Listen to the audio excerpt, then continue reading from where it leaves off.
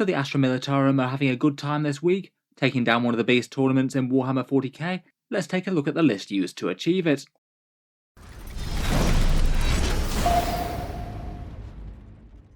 Hello and welcome back to Auspex Tactics, where today I thought we'd cover a big Imperial Guard victory, taking a look at one of the strongest performances for the Astra Militarum since their codex dropped, and the list that won the rather enormous 190 plus person Southampton GT.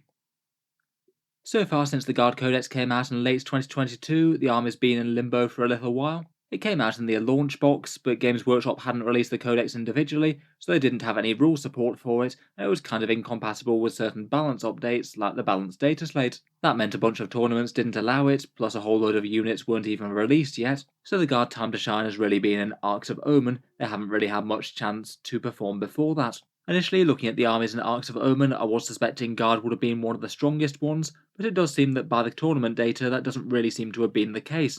I definitely rate them as stronger than most. Their tournament win rates have hovered around about the 51 to 52%, and before this they'd only won a couple of grand tournament wins in Nephilim, quite a bit fewer than some of the other top dogs. Going by tournament performance alone, a whole load of armies seem to be doing better, even with the optimised lists that the Guard can bring. Orcs, Inari, Iron Hands, Dark Angels, Demons, Genestealer Cults and Custodies already have better tournament stats, so I still wouldn't say that Guard are one of the top armies in 40k right now, despite occasionally winning a big event like this. Within the Guard Codex, there do seem to be a fair few trends in just converging armies and taking just a few of the best units. Perhaps not the most well internally balanced codex, even though it perhaps was a bit better than it was before. The vast majority of lists seem to take Born Soldiers, unless they're running something very different like a full Lehman Russ army or something. Typical selections in the HQ section revolve around Lord Solar, the Cadian Command Squad, and Tank Commanders. To hold down the objectives, the Cadian Shock Troops are generally holding the line, the most efficient troops choice by a fair way. Kazakin are often present, often jumping around with the Barbicant's Key, and there's a fair few single model Sentinel units, often scout ones, to just be annoying threats on the midfield. In the heavy support section, there's often Lehman Russes or Mortars. Executioners and Vanquishers tend to do well, often with las cannons and heavy bolter sponsons. The list in question today was won by David Gaylard, who used it to take first at Southampton GT, going a very impressive 7-0 against a field of over 190 players. There was certainly a lot of competition for the top spot here, and there was an absolute ton of lists that only took one defeat in the event. This army went for an Arks of Omen with the heavy support focus. That often seems to be the way, so you can get some Lehman Russes plus mortars, and the Born Soldiers regimental doctrine was used, the one that allows you to auto-wound the foe on 6s to hit. Very nice with volume fire, and things like Kazakin plus Lord Solar in particular.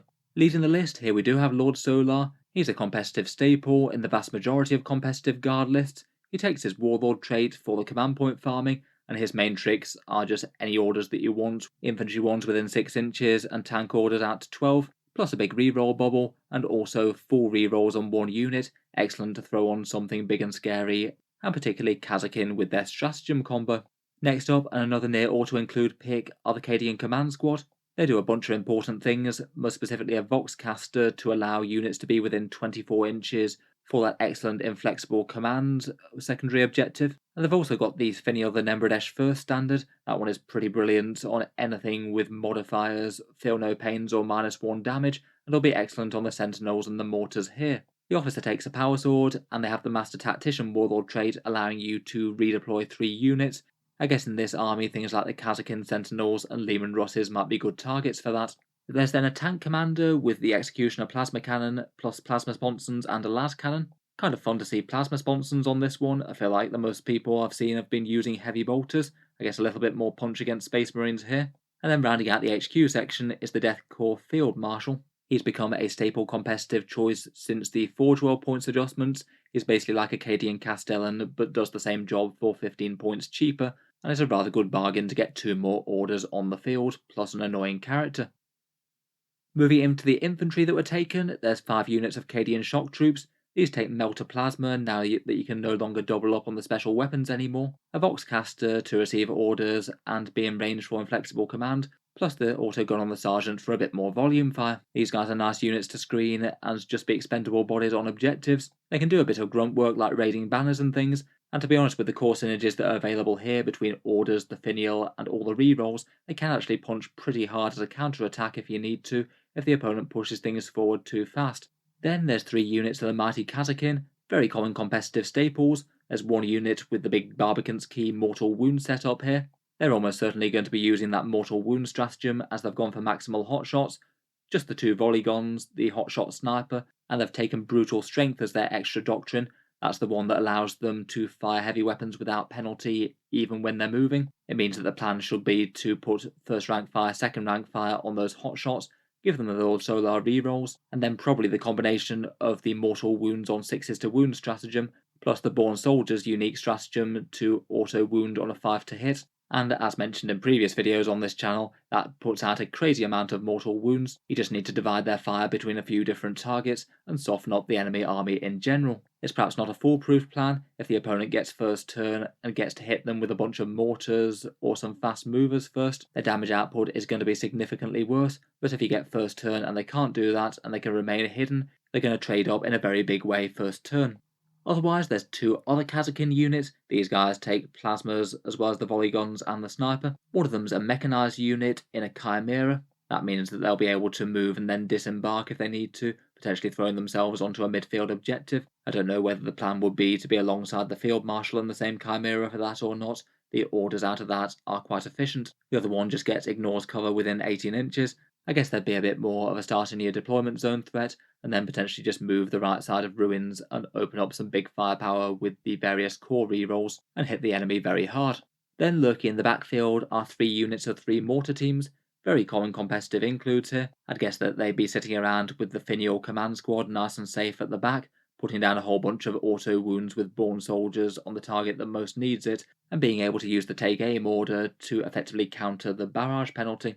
They're not super standout against heavily armoured foes, but a few wounds exactly where you need them tend to be pretty excellent, and they're very, very nasty against anything that's lightly armoured and wants to hide. Things like Orcs and Eldar don't really want to see these on the board.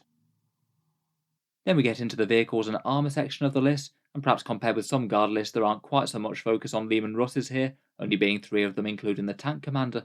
It's quite cool to see so many Sentinels on the board. There's 7 of them with plasma cannons in total, 2 units of 3 that are armoured Sentinels, and they also take the chainsaws for some actual respectable melee as well if they need it. And then there's just one lonely scout sentinel with a plasma, which could do a bit of forward deploying or an annoying midfield objective if it needed to. The plasma sentinels are going to be pretty vicious with access to that Finial standard, plus Lord Solar rerolls and orders. Since the update to that Finial rule kind of recently, they won't care about the -1 damage rule on those damage 2 shots, and can shoot straight through damage caps and things if your opponent happens to have any of those. They are very, very tough for the cost as well, being 7 wounds with a 3+ save for just 50 points. Pretty excellent to be absorbing the majority of fire from the foe.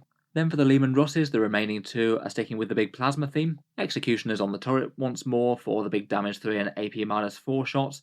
One of them takes a las cannon and plasma sponsons. I guess he'd be bodied up with the tank commander for some reroll ones. And then one that's maybe looks like it's in a bit more of an aggressive pattern. An executioner plasma cannon plus a heavy flamer. That one looks like it could be a better choice for zooming forward and taking midfield objectives if needed. Kind of low investment and a bit better against bullying light infantry.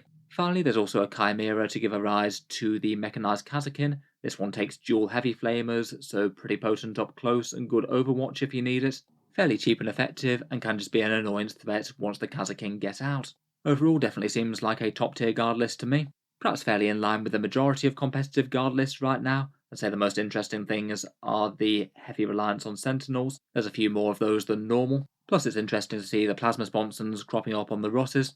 And maybe not too surprising to see the Deathcore Field Marshal appearing since he drops down to 35 points and is basically a better Cadian Castellan now. Definitely a lot of stuff to fear here. Big Kazakin Mortal Wound Bomb, good direct damage from the Russes and the Sentinels with their core things, solid secondary objectives, and a fair bit of ignores line of sight firepower from those mortars. In terms of armies that it faced in the tournament, it looks like in the final it beat Manichima's Dark Angels list, 25 Thunderhammer Terminators and 9 attack bikes plus some support.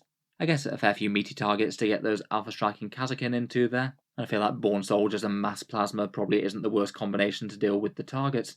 In the semi-final it beats Ime Conglomerate Leagues of Votan with a whole bunch of bikes, and then prior to that it took down a lot of the other nastiest things in the meta as well: Demons, Custodies, Tau, Orcs, and Mirror Match Guard. Best Coast Pairings doesn't track the secondaries used or anything, but the scores on this one were pretty consistently high throughout. Inflexible Command is pretty much auto-include in terms of guard secondaries. It's almost hard not to max that to 15 points provided you can keep your orders alive, and this list looks like it could score things like boots on the ground and raise banners pretty well on top of that. It must have scored pretty solidly on the primaries as well, and you'd have the potential to do some interesting things with OBSEC on that front, things like making the Sentinels or the tanks objective secures for a turn if it was going to swing points. Overall, it's cool to see a guard list do quite so well. Obviously, it goes without saying that this list must have been played incredibly well to get to this level, beating out loads of other guard lists, and the best players in the meta with their own takes on the strong armies as well, so hats off to Mr. David there. In any case, let me know your thoughts on the army, and any other insights as to how it was played in game are certainly appreciated. Obviously, I'm sure I've missed things as it's not me who built or ran the list, and feel free to subscribe to Auspex Tactics if you'd like to see more like this. I do try and cover tournament winning armies every so often. Finally, if you've been enjoying the videos on the channel, I would just like to mention that Auspex Tactics does have a Patreon page as well, and you can find that linked in the video description below if you're interested in helping support. Channel patrons do get a fair few advantages, seeing certain videos early, regular votes to see what sort of things happen next on the channel, and automatic entry into the regular prize giveaways with a chance to win some really big model kits each month. If any of that sounds good to you, or you'd just like to help support, the link is down in the video description. In any case, an enormous thank you for listening, and I'll hope to see you guys next time.